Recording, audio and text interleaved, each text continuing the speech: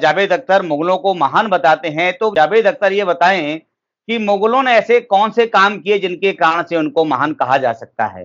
कोई भी कार्य देश में ऐसा उन्होंने किया हो जिसके लिए उनको महानता की श्रेणी में लाया जाए। एक अकबर के विषय में थोड़ा बहुत हम लोग कह सकते हैं, लेकिन अकबर भी महान नहीं कहा जा सकता, क्योंकि उसने उस समय जो भी अपनी नीति अपनाई वो केवल राजपूतों के कारण से अपनाई, क्योंकि राजपूत एक बहुत बड़ी शक्ति थे, उनको परास्त करना उस समय बड़ा मुश्किल था। और इसीलिए उसने वो सारी उस समय की ऐसी नीतियां बना करके लोगों को अपने साथ मिला करके, और यही तत्काल परिस्थितियों में उनके लिए संभव था। तो ये माना जा सकता है थोड़ी बहुत, लेकिन वो भी महान कहीं से भी नहीं, क्योंकि जजिया जैसा कर मुगल ले रहे थे। माने कोई किसी भी व्यक्ति को धार्मिक स्वतंत्रता इतनी भी नहीं थी कि वो अपनी तीर्थ यात्रा पे जा रहा है तो उसमें कर लगाया जाता था। इतनी बड़ी इससे बड़ा और अत्याचार क्या हो सकता था। औरंगजेब जैसा धर्मांध शासक जो केवल कत्ले आम के अलावा कुछ नहीं करता था, बाबर जैसा शासक जितनी बड़ी राम जन्मभूमि का मंदिर तोड़ करके और वहां उसने मस्जिद बनवाई, औरंगजेब ने श्री कृष्ण जन्मभूमि को तोड़ करके वहां पर मस्जिद बनवाई। ऐसे सब लोग ये किस तरह से महान हो सकते हैं, ये जरा सोचनीय विषय है। जावेद अख्तर ऐसी आधी अधूरी जानकारी, पता नहीं किस उद्देश्य को लेकर के वो समाज में ऐसा भ्रमित करने का काम कर रहे हैं, मैं उनको उपयुक्त नहीं समझता हूं। नमस्कार, मैं हूं आंचल सिंह। आप देख रहे हैं प्यारा हिंदुस्तान। हमारे साथ हैं प्रदीप कुमार जी, दिल्ली विश्वविद्यालय के इतिहास के प्रोफेसर हैं। सर, आपका बहुत बहुत स्वागत हमारे चैनल पर। जी धन्यवाद। सर, गीतकार जावेद अख्तर ने टीवी डिबेट में कहा कि अलाउद्दीन खिलजी भारत का रक्षक था और सेकुलर था। इस पर आपका क्या कहना है? आप इतिहास के प्रोफेसर हैं, आप बाकायदा जानते हैं कि मुगलों से लेकर वैदिक काल से मुगलों और आज का जो आधुनिक भारत है, आप अभी भी इतिहास के प्रोफेसर रहे हैं, तो आपको सब कुछ पता होगा। आप क्या कहना चाहेंगे, क्या वो सच में भारत का रक्षक और सेकुलर थे? देखिए, अलाउद्दीन खिलजी भारत का ना कभी रक्षक था और ना ही कभी सेकुलर था। उसने कभी भी भारत की रक्षा नहीं की। उसके समय में कुछ बाहरी आक्रमणकारी आए जो कि उसी को नेस्तनाबूद करना चाह रहे थे। उसी अपनी रक्षा के लिए उसने काम किया, भारत की रक्षा नहीं की। दूसरी बात, गीतकार जावेद अख्तर जी क्योंकि गीतकार हैं, वो ऐसे ऐतिहासिक विषयों पर कोई टिप्पणी ना करें, क्योंकि आधी अधूरी जानकारी के साथ किसी विषय पर टिप्पणी करना ये ठीक नहीं होगा। वो गीतकार हैं तो गीतों पर उनकी टिप्पणी बनी रहे, ये उनके लिए ज्यादा अच्छा होगा। अलाउद्दीन खिलजी जैसे धर्मांध शासक जिन्होंने अपनी सत्ता को बनाए रखने के लिए, इवन अपना राज्य प्राप्त करने के लिए स्वयं जिस चाचा ने उनको पाला पोषा खड़ा किया और उसी की हत्या करके राज्य पर कब्जा किया, तो ऐसे अलाउद्दीन खिलजी वो कहां से भारत के रक्षक हो सकते हैं और कहां से सेकुलर हो सकते हैं? एक बात। दूसरी बात, आप सब लोग जानते हैं एक बहुत बड़े संत हुए हैं जिनका नाम था नामदेव। संत नामदेव जो हिंदू धर्म के प्रचार प्रसार के लिए संपूर्ण देश भर में घूमे, और उसी के दौरान वो पंजाब से जब उधर मुल्तान की ओर हिंदू धर्म का प्रचार करने के लिए जा रहे थे, तो ऐसे में अलाउद्दीन खिलजी ने उन संत को पकड़वाया और पकड़वा करके उनके सामने जोर डाला कि दबाव डाला, उनको धमकियां दी कि तुम या तो इस्लाम स्वीकार करो, अदरवाइज तुम्हें खत्म करवा देंगे। और उनको खत्म करवाने के लिए उन्होंने बहुत बड़ी चाल चली, और वो चाल क्या थी? एक पागल हाथी को बुलाया और पागल हाथी को पकड़वा करके और पागल हाथी को उनको मारने के लिए छोड़ दिया। तो संत नामदेव चूंकि बड़े आध्यात्मिक संत थे, सामाजिक कार्यकर्ता थे, तो समाज का भी आत्मबल था उनके अंदर, और वो भी बिल्कुल अपने अटूट विश्वास को लेकर के, अपने धर्म पर विश्वास को लेकर के, और बिल्कुल बिना घबराए हुए निडर होकर के, और उन्होंने उनकी बात को नहीं माना।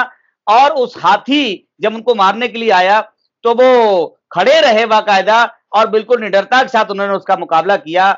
बाद में अंत में क्या होता है कि वो हाथी जो था वो भी उनको मस्तक नतमस्तक करके, और वो किसी तरह से अपने आप को बचा करके, या तो वो हाथी को समझ आ गई होगी या आध्यात्मिकता के कारण से वो हाथी वहां से चला गया, और इस तरह से संत नामदेव बचे। तो इतना कृत्य जो संतों को भी नहीं छोड़ रहा था अलाउद्दीन खिलजी, वो सेकुलर कैसे हो सकता है? आप सब लोग दूसरा उदाहरण जानते हैं, चित्तौड़गढ़ में जब पद्मनी के ऊपर और उसको प्राप्त करने के लिए उसने राणा रतन सिंह के ऊपर आक्रमण किया, तो छोटे दो बालक गोरा और बादल उन बच्चों को भी उसने खत्म किया, उनको भी नहीं छोड़ा। बताइए कहां का वो सेकुलर हो सकता है? तो जावेद अख्तर जिस तरह से बोल रहे हैं, मैं समझता हूं अलाउद्दीन खिलजी केवल धर्मांध होने के कारण और कुछ नहीं था। तो इस तरह से अलाउद्दीन खिलजी को किसी भी तरह से धर्मनिरपेक्ष नहीं कहा जा सकता, ना ही उसने कभी भारत की रक्षा की है। हिंदुओं पर इतना अत्याचार किया जिसकी गणना नहीं की जा सकती, और ऐसे शासक को जावेद अख्तर किस तरह से सेकुलर सिद्ध करने पर तुले हुए हैं, ये मैं नहीं समझ पा रहा हूं। सर, जावेद अख्तर जैसे लोग हमेशा मुगलों को महान, सेकुलर और हिंदू रक्षक बताकर उनका गुणगान करते हैं। सच्चाई क्या है ये जनता जानना चाहती है, क्योंकि ऐसे लोग जिनको इतिहास के बारे में अगर नहीं जानकारी है, और ऐसे जो फिल्मकार हैं वो कुछ भी दिखाते हैं और कुछ भी बताते हैं, इस पर आपका क्या कहना है? क्या कहना चाहेंगे इन जैसे लोगों? देखिए, फिल्मकार तो अपनी फिल्म को अच्छा चटपटा बनाने के लिए कुछ भी दिखाएं, उस पर टिप्पणी करना मैं नहीं उपयुक्त समझता हूं। हालांकि फिल्मों का उद्देश्य समाज में सकारात्मकता निर्माण करना होता है। अब वो इस बात को कहां तक समझेंगे, ये बताना इस समय कितना उचित होगा मैं नहीं समझता हूं। रही बात जहां जावेद अख्तर मुगलों को महान बताते हैं, तो जावेद अख्तर ये बताएं कि मुगलों ने ऐसे कौन से काम किए जिनके कारण से उनको महान कहा जा सकता है। कोई भी कार्य देश में ऐसा उन्होंने किया हो जिसके लिए उनको महानता की श्रेणी में लाया जाए। एक अकबर के विषय में थोड़ा बहुत हम लोग कह सकते हैं, लेकिन अकबर भी महान नहीं कहा जा सकता, क्योंकि उसने उस समय जो भी अपनी नीति अपनाई वो केवल राजपूतों के कारण से अपनाई, क्योंकि राजपूत एक बहुत बड़ी शक्ति थे, उनको परास्त करना उस समय बड़ा मुश्किल था, और इसीलिए उसने वो सारी उस समय की ऐसी नीतियां बना करके लोगों को अपने साथ मिला करके, और यही तत्काल परिस्थितियों में उनके लिए संभव था। तो ये माना जा सकता है थोड़ी बहुत, लेकिन वो भी महान कहीं से भी नहीं, क्योंकि जजिया जैसा कर मुगल ले रहे थे। माने कोई किसी भी व्यक्ति को धार्मिक स्वतंत्रता इतनी भी नहीं थी कि वो अपनी तीर्थ यात्रा पे जा रहा है तो उस पर कर लगाया जाता था। इतनी बड़ी इससे बड़ा और अत्याचार क्या हो सकता था? औरंगजेब जैसा धर्मांध शासक जो केवल कत्ले आम के अलावा कुछ नहीं करता था, बाबर जैसा शासक जितनी बड़ी राम जन्मभूमि का मंदिर तोड़ करके और वहां उसने मस्जिद बनवाई, औरंगजेब ने श्री कृष्ण जन्मभूमि को तोड़ करके वहां पर मस्जिद बनवाई, ऐसे सब लोग ये किस तरह से महान हो सकते हैं, ये जरा सोचनीय विषय है। जावेद अख्तर ऐसी आधी अधूरी जानकारी, पता नहीं किस उद्देश्य को लेकर के वो समाज में ऐसा भ्रमित करने का काम कर रहे हैं, मैं उनको उपयुक्त नहीं समझता हूं। मुगल कभी भी महान नहीं थे। मैं दूसरा प्रश्न आपसे करता हूं, यदि मुगलों को महान कहेंगे तो बताइए उस दौरान की देश की क्या प्रोग्रेस रही है? 18वीं सदी में, 17वीं शताब्दी में, जहां इंग्लैंड और बाकी यूरोपियन कंट्री कितनी प्रोग्रेस करके कहां पहुंच चुके थे, और भारत उस समय कहां था? भाई मुगलों का शासन था तो कोई प्रोग्रेस तो होनी चाहिए थी, कहीं साइंस एंड टेक्नोलॉजी डेवलप होनी चाहिए थी। क्यों इतना पिछड़ा था देश? तो कौन सी महानता के काम इन्होंने किए हैं सिवाय इस्लाम का प्रचार करने के अतिरिक्त, जबरदस्ती इस्लाम को थोपने के अतिरिक्त, जबरदस्ती हिंदुओं के मंदिर तोड़ने के अतिरिक्त और कोई भी काम इन लोगों ने नहीं किया है। लिहाजा इनको महान कहना तो कहीं से कहीं तक भी शोभा नहीं देता है। कुछ काम ऐसे किए होंगे जो कि तात्कालिक परिस्थितियों के लिए, चूंकि राज्य चलाना है इसलिए कुछ कामों में संतुलन स्थापित करने के लिए किए होंगे, लेकिन कभी भी उनकी इंटेंशन, कभी उनकी जो अंतरात्मा है वो कभी भी इस तरह की नहीं रही जिससे उनको महान कहा जा सकता हो। सोचने वाली बात है। ये कहा जाता है कि लाल किला, ताजमहल जैसे, कुतुब मीनार जैसे जो हमारी इमारत हैं, जिन्हें आज हम अपनी विरासत मानते हैं, ये हमें मुगलों ने ही दी है। इस पर आप क्या? देखिए, मुगलों ने कोई हमारे लिए सौंपने के लिए थोड़ी दी, मुगलों ने अपने रहने के लिए बनवाई थी। हर राजा अपने लिए कोई न कोई किला बनाता है, तो आप ऐसे जैसलमेर का किले को भूल जाएंगे क्या? राजा उधर चित्तौड़गढ़ का किला भूल जाएंगे क्या? उदय सिंह उदयपुर का किला भूल जाएंगे क्या? ये सारे सब किले बनाए वो उन्होंने अपने रहने के लिए बनवाए थे। अब आप कहें वो तो देश के लिए बनाए, हमारे लिए बनाए, ऐसे थोड़ी था। हम लोग थोड़ी उसमें रहने के लिए गए थे। अब वो नहीं है तो हम लोगों को उनको देखने के लिए खोला जाता है, तो इनसे उनकी महानता का गुणगान नहीं किया जा सकता। रही बात ताजमहल की, भाई ताजमहल मुमताज महल की एक प्रेम कहानी के रूप में उन्होंने ताजमहल का निर्माण कराया है, तो ताजमहल काहे के लिए बनाया? उन्होंने आपके हमारे लिए थोड़ी बनाया है। स्मृति में बहुत सारी चीजें मनाई जाती हैं। हमारे देश के प्रधानमंत्री आज सैनिकों के सम्मान के लिए इतने बड़ा संग्रहालय बनाया हुआ है। ये क्या? तो इन सब कामों के आधार पर उनको हम महान कहें, ये संभव शोभा नहीं देता है। आप कोई भी उस दौरान की प्रोग्रेस, वर्ल्ड लेवल पे हिंदुस्तान का नक्शा, वर्ल्ड लेवल पे हिंदुस्तान की प्रोग्रेस उसके दौरान देख लें, और उससे आप बताएं कि भाई उनको महान कहा जा सकता है, किस आधार पे महान कहेंगे? तो जो उन्होंने बनाया वो आज हम उस पर गर्व महसूस करते हैं कि हमारे भारत में ताजमहल है, हमारे भारत में कुतुब मीनार है। ऐसा मैं नहीं कह रही, ऐसा लोग कहते हैं कि जब डोनाल्ड ट्रंप भारत आते हैं तो उनको ताजमहल दिखाया जाता है। तो जो ऐसे लोग कहते हैं उन पर आप क्या? देखिए भाई, आज हमारे देश में सब चीजें हैं इसलिए दिखाई जाती हैं। इन सब चीजों के पीछे कोई उनका उद्देश्य ये नहीं रहा कि कभी इस ताजमहल को भी इस तरह से दिखाया जाएगा। वो उस तत्काल उसकी भावनाएं थी और वो अपनी उसकी प्रेमिका के प्रति उसने ताजमहल के रूप में प्रेजेंट की है। कुतुब मीनार के विषय में हम कहते हैं, आप जानते हैं कि कितना बड़ा संस्कृत मंदिर था, संस्कृत विद्यालय था, उसको तोड़ करके वो पूरा का पूरा क्षेत्र कब्जा किया गया था, उसको बनाया गया था। तो भैया आप ये भी एक तरफ देखो, ठीक है उन्होंने बनाया, लेकिन उन्होंने कितना विध्वंस किया इस बात को भी आप देखिए जरा। आप चित्तौड़गढ़ का किला देखने के लिए जाइए, किस तरह से चित्तौड़गढ़ के किले में सारी मूर्तियां टूटी पड़ी हुई हैं। आप देखिए जाकर के कितना बड़ा विध्वंस किया, वो आज भी मूर्तियां टूटी पड़ी हुई हैं। कौन कहता है उन्होंने इतने बड़े मानवता के काम किए हैं? अरे भाई, आप किसी की संस्कृति को नष्ट करके और अपनी संस्कृति का कुछ चिन्ह खड़ा कर दोगे और बाद में कहोगे हम बड़े महान हैं, तो इससे तो मानता नहीं आती है। किस आधार पर आप उनको महान कहेंगे?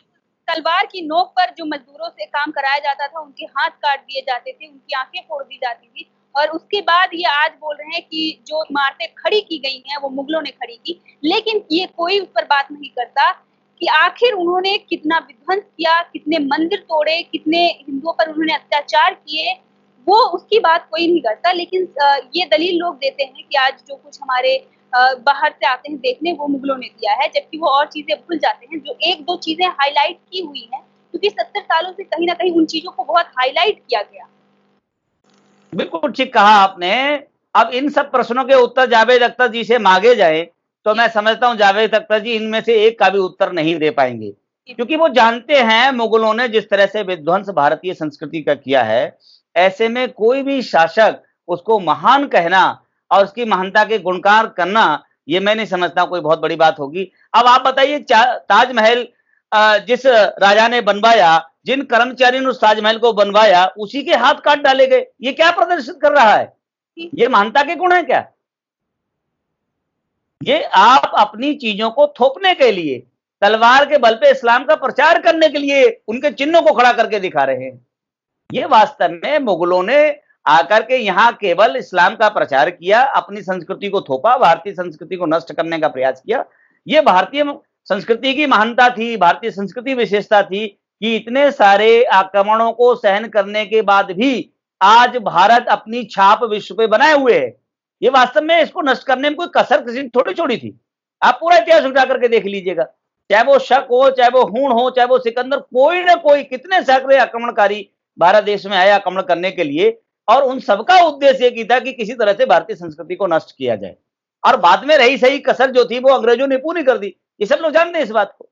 तो मुगलों को महान कहना, ये जावेद अख्तर की एक, मैं तो कहूंगा, मूर्खतापूर्ण भरी बातें हैं। और महान कहना है तो उनको डॉक्टर एपीजे अब्दुल कलाम को कहें, वो धर्मनिरपेक्ष थे। अशफाक उल्लाह खां को कहें, वो धर्मनिरपेक्ष थे। कैसे लोग जिन्होंने भारतीय संस्कृति के लिए अपनी जान दे दी, भारतीय संस्कृति के प्रवाह के लिए अपना पूरा सर्वस्व समर्पण कर दिया, ऐसे लोग धर्मनिरपेक्ष हो सकते हैं? मुगलों में से कौन सा धर्मनिरपेक्ष हो गया? कोई भी मुगल शासक धर्मनिरपेक्ष के रूप में नहीं कहा जा सकता। जो धर्मनिरपेक्ष था, दारा सिको, उसको खत्म करवा दिया गया।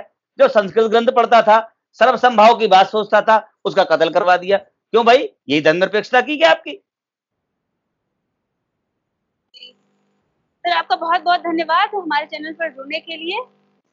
फिर मिलेंगे अन्य विषयों पर चर्चा के लिए। जी, धन्यवाद।